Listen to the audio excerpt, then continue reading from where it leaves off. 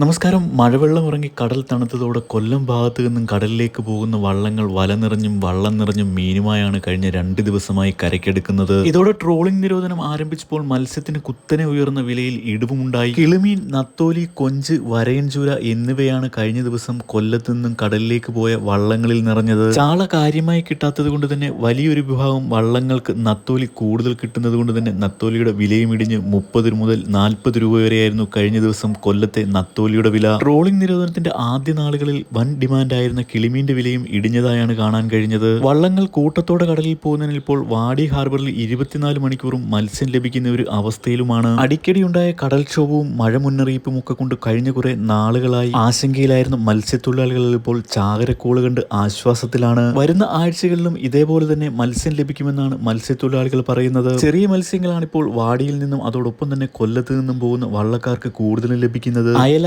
ചെറിയ ചൂര, കൊഞ്ച്, കിളിമീൻ എന്നിവ കൊണ്ട് വീണ്ടും അടുത്ത ദിവസങ്ങളിലൊക്കെ ഹാർബർ നിറയുമെന്ന് തന്നെയാണ് മത്സ്യത്തൊഴിലാളികൾ പറയുന്നത്. വള്ളങ്ങൾ കൂട്ടത്തോടെ ചെറുമീനുകളുമായി ഹാർബറിലേക്ക് എത്തുന്നതുകൊണ്ട് തന്നെ കുത്തനെയുള്ള വില ഇടിവാണ് മത്സ്യങ്ങൾക്ക് ഇപ്പോൾ അനുഭവപ്പെട്ടുകൊണ്ടിരിക്കുന്നത്. എങ്കിലും ചാകരക്കോള് കണ്ട ആശ്വാസത്തിലാണ് തീരത്തെ മത്സ്യത്തൊഴിലാളികൾ. കൂടുതൽ അറിയിപ്പുകൾക്കും വാർത്തകൾക്കുമായി ദയവായി ചാനൽ സബ്സ്ക്രൈബ് ചെയ്ത് സപ്പോർട്ട് ചെയ്യുക. വീഡിയോ ഒന്ന് ലൈക്ക് ചെയ്തുകൂടി കാണുക. താങ്ക്